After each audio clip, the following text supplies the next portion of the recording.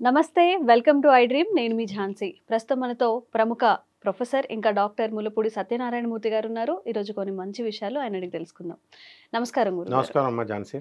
గురుగారు అయితే గోదాదేవి కళ్యాణం అని ప్రత్యేకంగా చెప్పుకుంటారు అసలు ఈ గోదాదేవి ఎవరు గోదాదేవి కళ్యాణానికి అంత ప్రాముఖ్యత ఎలా వచ్చిందో మా గురించి తెలియజేయండి మనకి గోదాదేవి అంటే రాధాదేవి లాగా అనమాట. రాధాకృష్ణులు అంటాం కదా, అలా శ్రీకృష్ణ పరమాత్మ రంగనాథుడి రూపంలో ఒక రూపం అనమాట. కృష్ణుడిని మాధవుడిగా, గోవిందుడిగా, తర్వాత ఇలా మనం చెబుతూ ఉంటాం. అందులో రంగనాథ స్వామి, గోదాదేవి వీళ్ళిద్దరిది కూడా రాధాకృష్ణులకు ఉన్నంత అనుబంధం ఉంటుంది. గోదాదేవి ఎవరో కాదు, భూదేవి అవతారం. ఒక తులసి వనం మాలలో, తులసి వనంలో ఈ గోదాదేవి యొక్క తండ్రి ఆయన ఒక పూజారి. విల్లిపుత్తూర్ అని తమిళనాడులో ఒక ఊరు ఉంటుందన్నమాట. ఆ ఊరిలో ఆయన ఒక పూజారి గారు, సామాన్య పూజారి గారు. వాళ్ళకి సంతానం కలగదు. కలగకపోతే శ్రీ మహావిష్ణువు రోజు ప్రార్థిస్తూ ఉంటాడు. ఒక రోజున మహాలక్ష్మియే శ్రీదేవి, భూదేవి, నీలాదేవి వీళ్ళంతా కూడా ఒకటే, విడిగా చెప్పుకుంటాం శ్రీ మహావిష్ణువు భార్యలు. అందులో భూదేవి ఏం చేస్తుందంటే ఈ యొక్క గోదాదేవిగా అవతరించి చిన్న పాపగా ఏ విధంగా అయితే జనక మహారాజుకు సీతాదేవి భూమిలో దొరికిందో, స్వయం వీళ్ళని ఏం చేస్తారంటే అయోనిజులు అంటారు. అయోనిజులు అంటే ఏ యోని నుంచి పుట్టరు, వృక్ష దేవతలు ఎవరు కూడా జన్మ ఉండదన్నమాట. అయోనిజులు వాళ్ళు. శ్రీ మహావిష్ణువు కానీ, లక్ష్మి కానీ, బ్రహ్మ కానీ, ఇలా వాళ్ళు. అందువలన అక్కడ పుట్టి ఆ తులసి వనంలో పుట్టి అలా ఉంటే ఆమెను చూడగానే కోదా అని పెడతారు పేరు.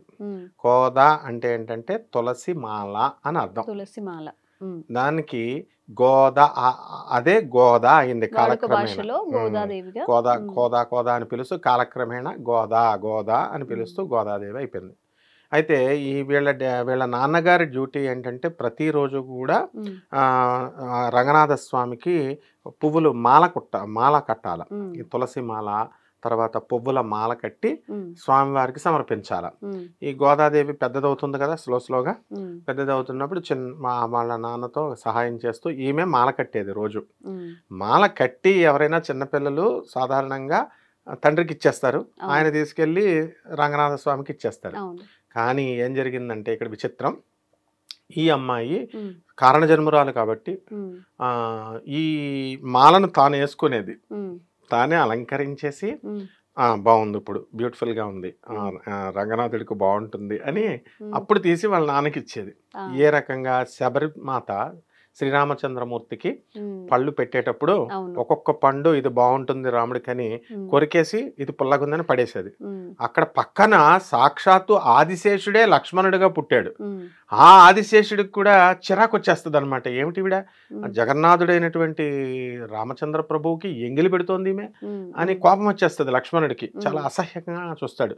అమ్మో ఈయనకి పెడుతుంది, రాముడికి పెడుతుంది, నాకు పెడుతుందేమో ఇప్పుడు ఈ ఎంగిలని భయపడతాడు కూడా లక్ష్మణుడు. ఆ సమయం వచ్చేసింది. ఆ శబరిమాత తీసి లక్ష్మణుడికి పెడితే ముఖం చిట్లిస్తాడు. అప్పుడు శ్రీరామచంద్రుడు చెప్తాడు, అదే పురుషోత్తముడి యొక్క లక్షణం. ఆయన ఏమంటాడంటే ప్రేమ చూడాలి లోపల, ఎంగిలి కాదు. భక్తులు ఎవరైనా సరే తాను తినేది భగవంతుడికి సమర్పిస్తారు. ఇప్పుడు మనం నైవేద్యాలు పెడతాం కదా, ఇవన్నీ కూడా చాలా మంది ప్రసాదం చూడు, దత్తాత్రేయ స్వామి వారి గుళ్ళో గాణగాపురంలో రేషన్ బియ్యంతో అన్నదానం చేస్తాం. గణపతికి బయట అన్నదానం ఈ సోనా మసూరి బియ్యం అయితే తింటారు వీళ్ళు. గాణగాపురంలో సాంబార్ బాగాలేదు, చపాతీలు బాగాలేదు, రేషన్ బియ్యం పెట్టారని చాలా మంది భక్తులు తినరు. వాళ్ళకి పైగా వాళ్ళు రూపాయి డొనేషన్ ఇవ్వరు, పైగా బాగాలేదని సలహాలు చెప్తారు. భగవంతుడికి అది చూడకూడదు. మనము తిని ఆ తినేదే భగవంతుడికి సమర్పించడమే భక్తిలో ఒక పరాకాష్ట. అది శబరిమాత చేసింది. తాను తిని ఇస్తే అప్పుడు లక్ష్మణుడికి అలా చెప్తాడు అనమాట, భక్తుల యొక్క హృదయాన్ని చూడాలి కానీ ఇది కాదు నాయన అంటే అప్పుడు అన్నగారి మాట జవదాటాడుగా లక్ష్మణుడు. అప్పుడు ఎంతో ప్రేమగా ఆయన కూడా తింటాడు. అదే విధంగా ఈ తులసి మాలను ఈమె ఇచ్చేసరికి పూలమాలని ధరించేది. ఒక రోజున ఏం జరిగింది, వాళ్ళ నాన్న తీసుకెళ్తుంటే తల వెంట్రుక పొడుగ్గా ఈ పూలమాలలో చూశాడు. ఇది ఎవరిది కనిపెట్టాడు, వాళ్ళ అమ్మాయిదే, ఇంకెవరు పువ్వులు కుట్టేది ఇదే, ఈమె కదా, ఇంకెవరు లేరు కదా అని. అప్పుడు అది ఆ రోజు సమర్పించాడు. మహాపాపం మహాపరాధం చేశాను స్వామి, మా అమ్మాయిది మా అమ్మాయి నేను నీకు సమర్పించి అని అంటే ఆ రోజు సమర్పించడు అసలు, ఆ మాలే వేయడు. అప్పుడు శ్రీరంగనాథ స్వామి కల్లోకి వచ్చి ఆయనకి నాకు నువ్వు ఎందుకు వేయలేదు అని అడుగుతాడు. మా అమ్మాయి ఇలాగా మాల వేసేసుకొని ఎంగిల్ చేసినట్టుగా వాడేసినది మీకు ఇవ్వకూడదు స్వామి అని అంటే అప్పుడు తప్పు, భక్తులు ఎవరైతే స్పృశిస్తారో అది నాకు చాలా ఇష్టం అంటాడు. అందువే రాధమ్మ తల్లి వెన్న తినేటప్పుడు ఆయన శ్రీకృష్ణ పరమాత్మకి తాను తినేసి మిగతాది ఎంగిల్ తీసి కృష్ణుడికి పెడుతుంది గోలోకంలో. ఇప్పుడు కూడా అదే సాంప్రదాయం గోలోకంలో. రాధాకృష్ణులు ఎక్కడికి పోలా, గోలోకంలో ఉన్నారు. సీతారాములు ఎక్కడికి పోలా, సాకేతంలో ఉన్నారు. అయితే అది చూడగానే ఇది అర్థం కానటువంటి సుధాముడు అతనికి ఏం చేస్తాడు, చిచి రాధాదేవి ఎంగిలి పెడుతుంది నా స్వామికి అని చెప్పేసి కోపంతో ఆమెను శపించి పడేస్తాడు అనమాట. 100 సంవత్సరాలు నువ్వు భూమి మీద పో, కృష్ణుడిని మర్చిపో అని. ఆ విధంగా మనకు భూమి మీదకి తీసుకొచ్చాడు ఆయన. అదృష్టం చేసుకున్నాం మనం. కొన్ని వందల లక్షల సంవత్సరాలు మనందరం కూడా తపస్సు చేస్తే పరమాత్మ అయినటువంటి శ్రీ మహావిష్ణువు అసలు భూలోకానికి రాడు, ఆయన వైకుంఠంలోనే ఉంటాడు. లక్షల ఎఫర్ట్ ఉంది, వేల లక్షల మంది సాధువులు భక్తుల తపస్సు ఫలితంగా మనకి స్వామివారు కరుణించి పరమ అపవిత్రమైనటువంటి మృత్యులోకం ఇది అంతా. ఇక్కడంతా మాయా మాయా అనమాట. ఇదంతా భూలోకం అంటే మాయా మాయా. ఇది నెక్స్ట్ జన్మలో ఎవల్యూషన్ అయ్యి స్వర్గం కింద మారుతుంది. మనం కూడా మనుషులుగా మారాలి, ఎవల్యూషన్ అవ్వాలి మనం. సో అటువంటి 100 సంవత్సరాల మహాభాగ్యం మనకి కృష్ణుడు ఇచ్చాడని మనం తెలుసుకోకుండా కృష్ణుడు భూమి మీద ఉన్నప్పుడు ఆయన పట్టించుకోలే. కృష్ణుడు చెప్పిన భగవద్గీత సూత్రాలు మనం పాటించలే. ఆయన వెళ్ళిపోయినా కూడా అవతారం చాలించినా మనకేమీ బాధ లేదు, ఇది లేదు. కానీ దేవతలు ఏం చేశారో తెలుసా, అయ్యో 100 సంవత్సరాలు మనం మిస్ అయిపోయాం కృష్ణుడిని అని చెప్పి కృష్ణుడు అవతారం చాలించి ఆకాశంకి వచ్చేస్తుంటే కిన్నెర్లు, గంధర్వులు, కింపురుషులు, దేవతలు మళ్ళీ వచ్చేసారని హ్యాపీగా ఫెస్టివల్ చేసుకుంటారు వాళ్ళు. అంటే మానవులు అంటే మందమతులు. మనకి లిమిటెడ్ జ్ఞానం కదా, తెలియదు. మనిషి ఉన్నప్పుడు మన విలువ తెలియదు. ఎవరైతే తల్లి తండ్రి బ్రతుకున్నప్పుడు మనం తిండి పెట్టాం, వాళ్ళ విలువ తెలియదు కాబట్టి. వాళ్ళు వెళ్ళిపోయిన తర్వాత వాల్యూ తెలుస్తుంది. అలా ఈ గోదమ్మ తల్లి ఏం చేస్తుంది, చక్కగా వయసు రజస్వలు అవుతుంది. రజస్వలు అయిన తర్వాత పెళ్లి చేసుకోవాలా. పెళ్లి సంబంధాలు వాళ్ళ నాన్నగారు చూస్తుంటే నేను ఎవరిని చేసుకోను, రంగనాథుడినే చేసుకుంటానంటుంది. అంటే సరే అయితే పద అని అప్పుడు శ్రీరంగం తీసుకెళ్తాడు వాళ్ళ నాన్నగారు. శ్రీరంగం తీసుకెళ్తే ఇంకా అక్కడ స్వామివారు వచ్చి అసలు ఆమెకి అముక్త మాల్యద అని బిరుదు ఇచ్చింది శ్రీ మహావిష్ణువే, రంగనాథుడు. అముక్త మాల్యద అంటే ఏంటంటే మాల ఆ ముక్త మాల్య ద విడదీస్తే ఆ పక్కన పడే మాల్యద మాల్య ముక్త అముక్త కదా, ఆ తీసేస్తే ముక్త. ముక్త అంటే ఏంటంటే, ముక్త అంటే వేసేది తీసేది, ధరించేది తీసేది, to worn and take out, దాన్ని ముక్త అంటాం.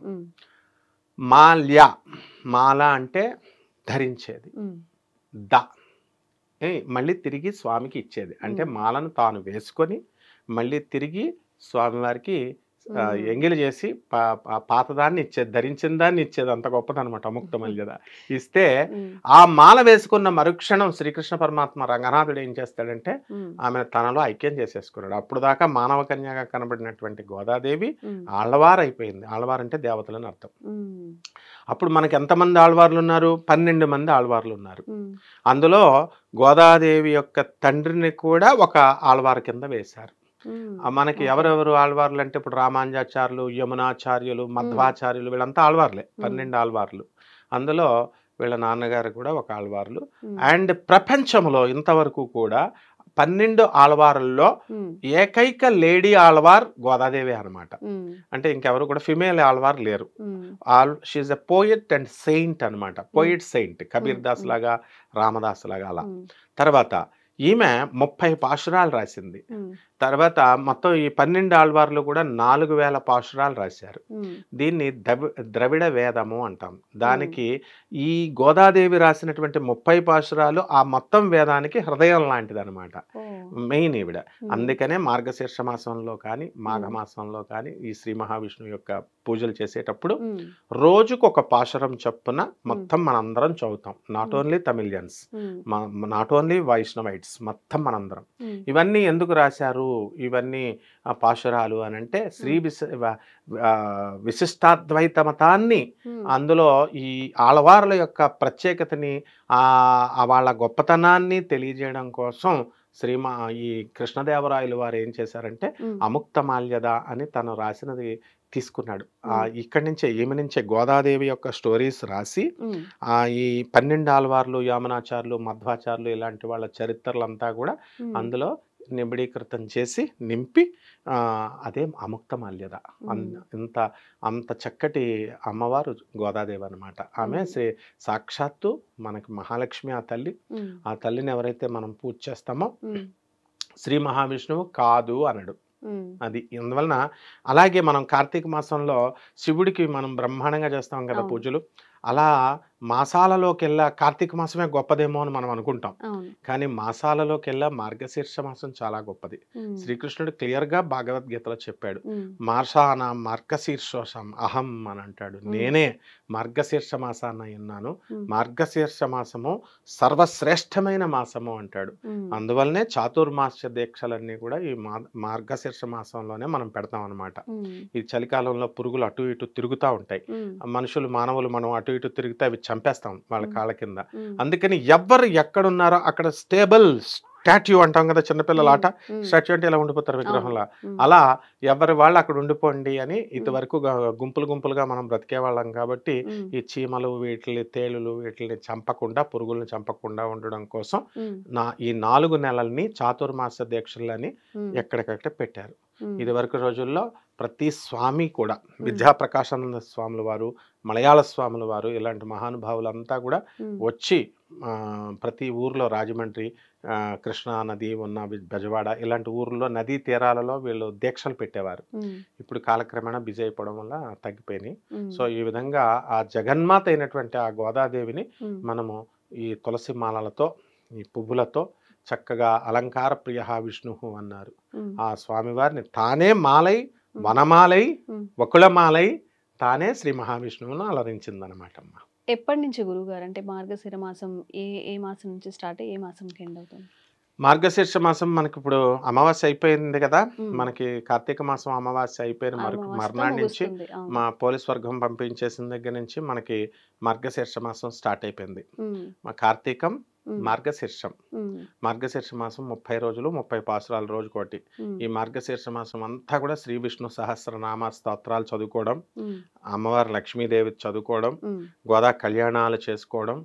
ఈ గోదా కళ్యాణాలు ఇవన్నీ కూడా చేసుకుంటే మనకి స్త్రీలందరికీ చాలా మంచిది. ఒక సీతారామ కళ్యాణం ఎంత గొప్పదో, ఒక రుక్మిణి కృష్ణుడి యొక్క కళ్యాణం ఎంత గొప్పదో, ఈ యొక్క గోదా కళ్యాణం కూడా అంతే గొప్పది. ప్లస్ రెండవది, ఈ మనలో ఉన్నటువంటి దోషాలను తీసేయడమే కాకుండా ఎవరైతే వివాహాలు కావట్లేదని బాధపడుతున్నారో, వివాహాలు బ్రేకప్స్ అవుతున్నాయని బాధపడుతున్నారో, అటువంటి దోషాలన్నిటిని కూడా గోదాదేవి ఆమె యొక్క అమృతమైనటువంటి కరుణతో వీటిలన్నిటిని కూడా పోగొట్టేస్తుంది అనమాట. నిజంగా చాలా మంచి విషయాలు తెలియజేశారు గురుగారు. ధన్యవాదాలు. ధన్యవాదాలు.